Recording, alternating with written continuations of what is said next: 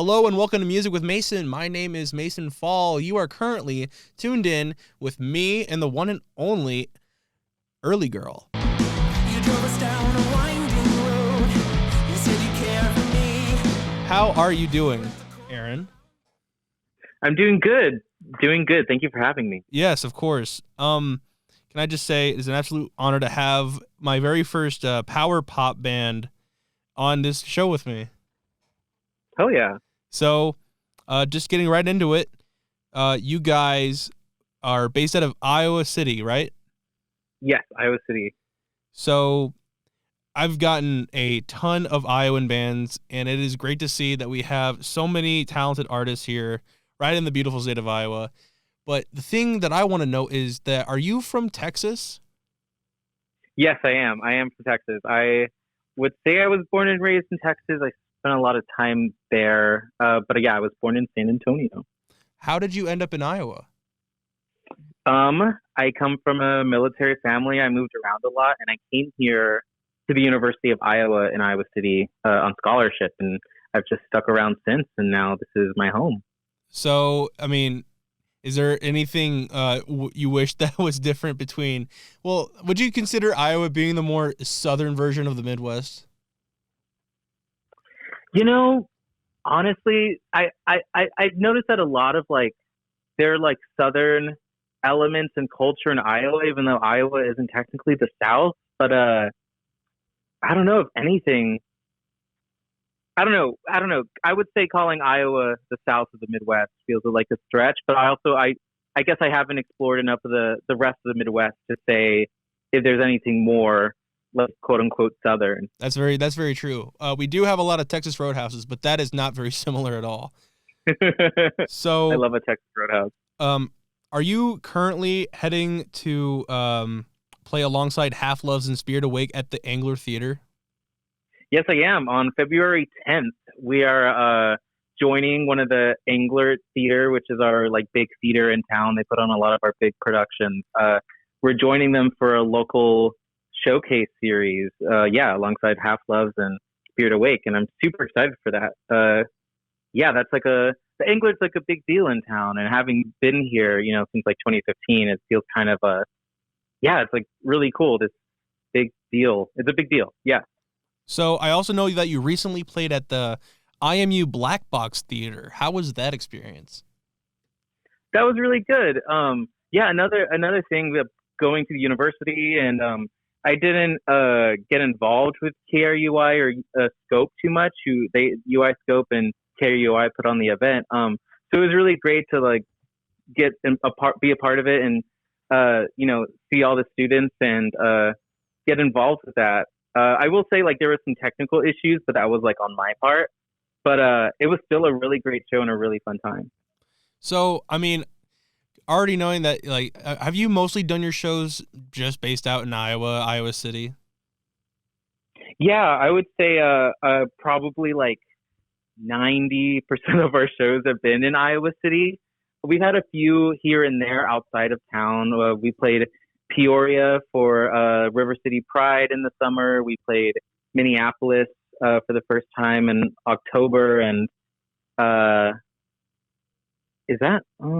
feel like I played somewhere else, but I'm blanking. But that's where we played so far, and I'm really trying next year to get us more out of town. Right. So is there any do you have a favorite spot like so far out of all the places you've been to, do you have a favorite tour spot that you visited that you wish you could play again?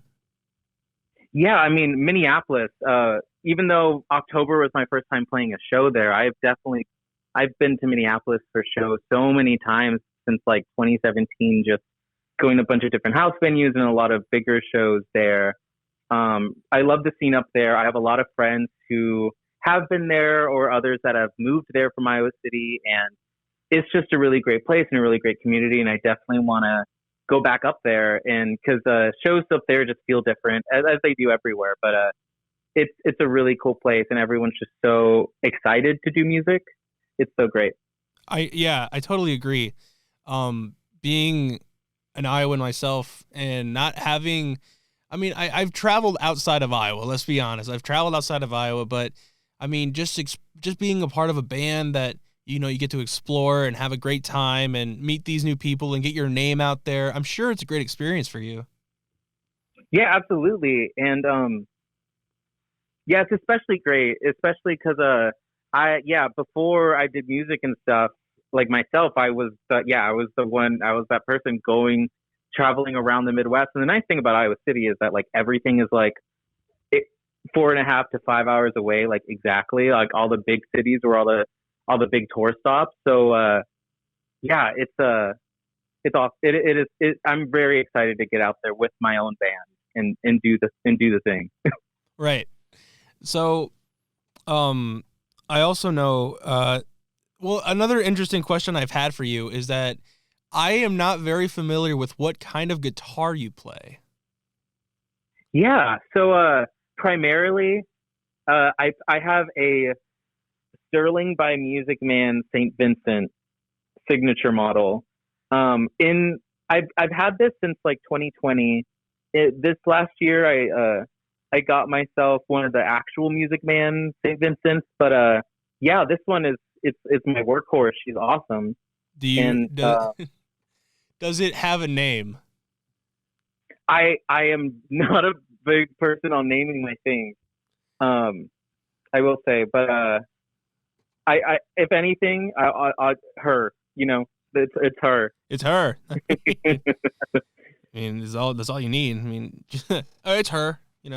I just play. Exactly. I play her every once in a while at a concert. It's not that big of a deal. But yeah, You get it. Yeah. yeah. So Minneapolis, is that the furthest you've went on tour? Is in Minneapolis? Yeah, yeah, I would say that's the furthest I played. I've definitely traveled like much wider, but in terms of like with music, yes. Okay. Do you think that you plan on traveling any further in the future? Oh, absolutely. I definitely my family right now, they live in Colorado. And so I definitely want to play some shows out there, maybe try to line up a trip home to visit the parents to like, maybe also get a show on the way or while I'm there, but also my big thing lately, I've been applying for, some music fests around the Midwest because I'll be honest, touring is a little stressful. The idea of like it's a big daunting thing, and so I think for now I'm trying to do more like smaller, maybe weekenders or like I have a festival that's like a 1 or 2 day commitment, but I'm out of town, that kind of deal to ease my way into it. That's kind of yeah, to kind of my sights more or less realistically are set around the Midwest. Right. Yeah, totally agree with that. Another question that I've had for you is, who really inspired you to start singing? Who inspired you to start a band? Who inspired you to just do what you love? Yeah, I mean, I'll continue off of the guitar. I started playing guitar because of St. Vincent, who is Annie Clark. And yeah, she's been a huge inspiration. I've always been a fan of music, but listening to her in like late 2017, it like something clicked in my brain, and I was like, I have to learn this. And I, picked up the guitar, and then the rest was history. And yeah, I honestly, yeah, I would say guitar came way sooner than actually singing. It wasn't until like, I started teaching myself guitar in 2017, and 2020 during the pandemic or actually right before the pandemic was when I, started like actually was like, okay, well, I want to write a song, so I guess I have to sing it. And yeah, here we are. Right. I mean, you got to start somewhere. Exactly. So going on with that, what do you plan on the future for the band being? Do you plan on there being another album releasing, more tour dates, or maybe a single, collaborating? Like, what do you plan on doing for the future with the band? Yeah, the nice thing is that I have a couple new band members, which you may or may not know. I have Dakota Cairns from TV Top on drums, and I have Matthew Prince of formerly of Bain Marie and now of Gunk Lung and some other projects. They're like big Iowa City names, like real Iowa City homies, and they're awesome. And we have new music, and we've been playing it live, and It feels really good, and we have some even newer ones coming out, and I have some plans. I really want to get us in the studio in like January or February because we have enough for like another EP, and I'm really excited because it's really yeah, it just feels like a big evolution, and like you can definitely like hear the growth. Like we dropped that single, the Halloween single, Evil Head, in October, and that from the EP that we had released in last April, Lovers at the Pasture. Like you can hear the big difference there, and I'm just the next thing is it's just going to be even better. I'm so excited. So how was it recording Evil Head? I know it was kind of spooky. It was kind of like a Halloween-ish sort of thing you did. Like, how was it recording that? It was so much fun. So far, we've recorded everything at the Vault in West Liberty with Dan Miller. And I love it there. It's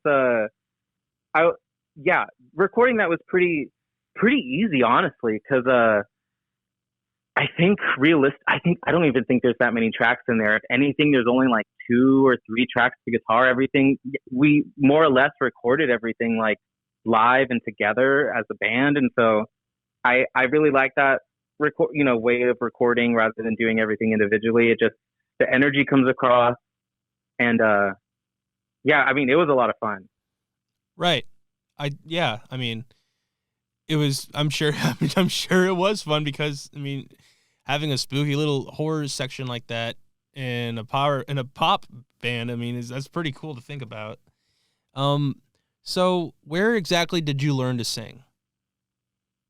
Yeah, I mean, well, a lot of it was being clunky and figuring it out, and just doing what felt comfortable. But in 2022, that summer, I from in 2020, I started doing solo acoustic sad stuff as Tomato Boy.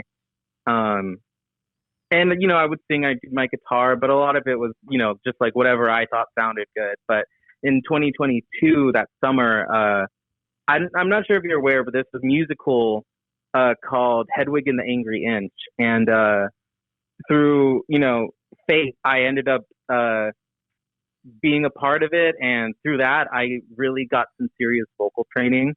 And it was after that I mean, it was really because of that Early Girl and everything else just kind of came afterwards. Because for a long time there was really no confidence in my voice, or at least my ability, until I had to do the damn thing for this show. And yeah, it really just propelled everything.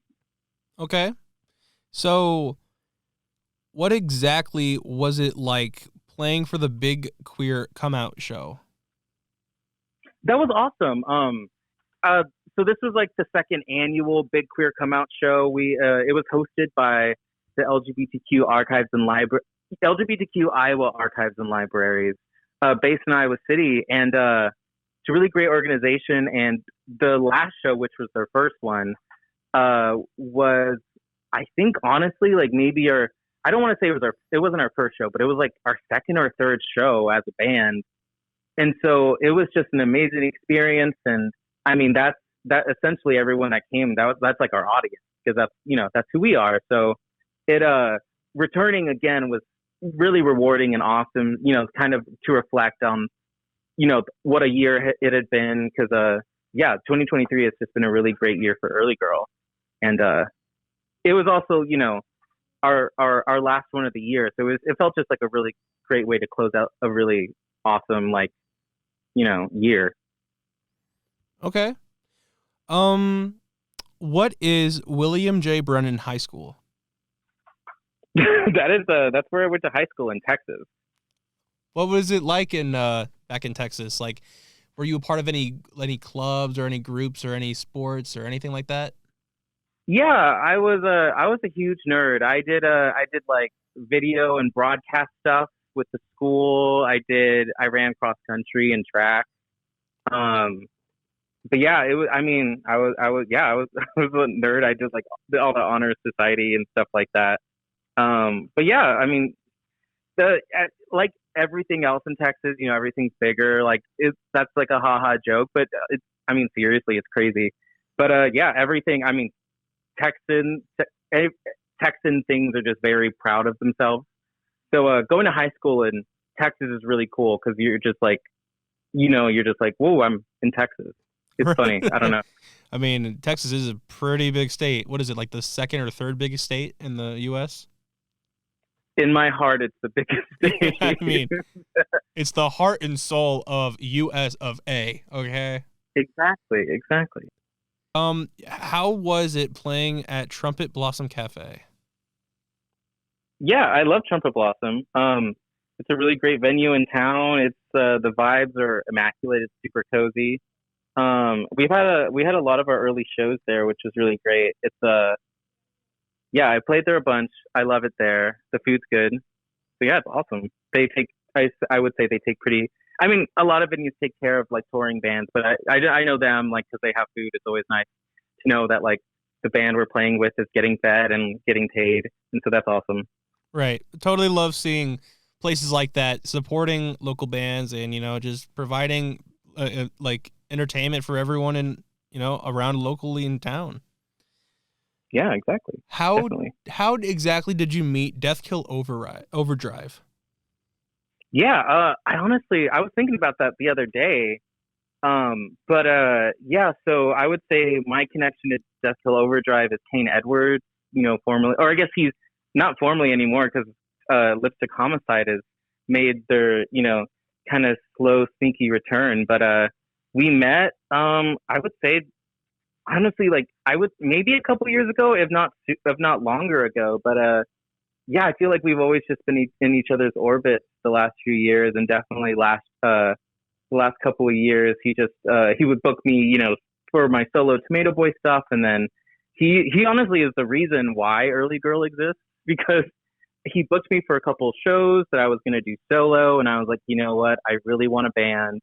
He connected me with August because I needed a drummer, and then everything just kind of happened from there. And so, yeah, Kane Edwards is responsible for our rockin' and rollin' that we do. Very cool. How did you meet Mars Hofila? Mars Hofila, yeah, he I would say was the first, or maybe it was one of our first shows, but yeah, we started playing live music, or like Early Girl and Mars Hofila had some of our first shows together. Like he had also been doing the solo stuff, but he started, he also got a band together, and then since then we've just like have been put on a lot of bills together, and have become friends, and now we gig a lot. He also played the Big Queer Come Out, both of them, so that was also really nice to kind of have that similar reflective moment of the last year. Really cool. We're getting down to the last few questions of this, so roughly around 3 more. So the first one I have for you is, do you have any favorite bands or artists? Well, I had mentioned St. Vincent, so I definitely love her. I've been listening to a lot of I listen to a lot of Sleater Kinney. I listen to a lot of I'm actually gonna pull up my Spotify because I'm kind of all over the place, but I definitely have my frequents that I go back to. I really like the Replacements. Love the Replacements and like Jeff Rosenstock. So yeah, Sleater Kinney, Replacements, Jeff Rosenstock. Those are pretty formative acts. Bikini Kill, Le Tigre. I mean, like all of that shit I love. Yeah, man. I mean, a wide variety is not a bad variety. I mean, you can be a diehard metal fan and also love country and, a few pop songs. I mean, there's nothing wrong with that. Yeah, it's the range that matters. I've been, I will say lately though, I've been listening to a lot of Amyl and the Sniffers. Love them. They have such great energy and presence. Sick. Okay, so for the second to last question, what if you could collaborate with anyone in the world for a song or a solo or anything at all, who would it be? Ooh.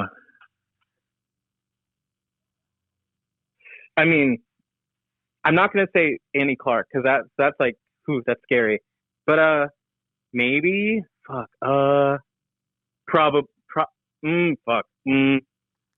Okay. Okay, I have a couple that I'm like tossing between, and I would say it would either be Kim Gordon or Kathleen Hanna. Oh, really? Yeah, those just feel like I feel like Kathleen Hanna, especially that's like everything. She's like a huge. It's specifically for Early Girl is like a huge inspiration, and just like in terms of energy and presentation. And Kim Gordon is just a badass, and even it. And yeah, I want to do the music, but I honestly just like talking with her. Right. Yeah, I mean, totally great picks. I didn't know you were fans of them. Them in terms of both of them, or just Both of them. yeah. I mean, yeah, I've definitely been diving in much more over the last couple of years, but yeah, I just read this year the Kim Gordon memoir, the autobiography. That just really, that also felt like a moment that just like flipped a switch in my brain of just how she talked about, her process, and just like, you reading about a lot of these like big artists that are like, iconic and pivotal and like really changed a lot of the scene, quote unquote scene, like I don't know, hearing about where she was, kind of comparing of like where she was, like where I am in my like musical career, and hearing about her talk about that era for her, that really just put a lot of things in perspective and just made everything feel like doable, because it happened for them, and it didn't seem like they were. I mean, like they were doing some crazy shit because they're fucking Sonic Youth, but like, it just, if there's a will, there's a way, I guess, and that just really, yeah, it was just really inspiring. Really cool. I really agree with that. For the last question, I ask every single band, every single artist, every single performer that comes down here, what would you say to the young aspiring musicians, bands, artists, performers who are really struggling right now but really want to really make it work? I guess. I mean, I don't want to sound like say like platitudes and stuff, but honestly, just like firstly doing the damn thing, and secondly, like keep going, because I would say like there was like it really wasn't until like this year, and even like middle of this year, where I felt like things were like actually starting to work. Like I felt like for a long time I was just throwing a lot of stuff at the wall, and I guess there was a point where I just really like not hunkered down, but I was like, you know what? I believe in this. It feels good to me, so I'm going to keep doing it. And people started listening. People saw that conviction, and I would really just say, like, if this is something you really believe in, or it's something you want to start believing in, I would say, like, people can tell when when you don't buy it. Like, you have to. Actually, there's the St. Vincent quote. She said it. It's like, I'm blanking on it now. Damn it! But it's like sell your own myth, but never buy it. Like, you have to. If this is something you're gonna do, and like this is just believing in yourself and like committing to it, because that's the only way other people are gonna take you seriously if you do. And I feel like since really taking myself seriously in that way, that things just started working, and or just like the people who got it, because I would say, yeah, just really leading with conviction. Right. Like give 110%. Yeah. Totally agree with that. I think that will wrap it up today. Thank you so much for joining me. Thank you so much for having me. It was so nice to talk to you and meet you. It was an absolute pleasure to have you here. Is there anything else you want to say to the people listening in right now? Yeah, you can find us on the internet. I'm primarily on Instagram at Early Girl Band. We have music out on Spotify and Bandcamp, but because Spotify doesn't like to pay people, I definitely recommend checking out our Bandcamp, Early Girl, at bandcamp.com or whatever the URL is. I definitely, definitely listen in and stay tuned, because we definitely have some stuff coming up. Very cool. Well, thank you so much for joining me. We will keep in touch. Thank you so much for joining me today. Thank you. Yep, we will see you next time. Bye-bye. And that will wrap it up for this episode of Music with Mason. My name is Mason Fall. If you enjoyed this wonderful interview I had, please consider subscribing, sharing this with your friends, liking the video, and always commenting down below who you would love to see next. I had a great time talking with her and them, and it was just an absolute pleasure. And make sure you guys go ahead and check her out on Instagram. And if you liked it, go ahead and follow them. They have more coming up soon. And as always, we will see you next time.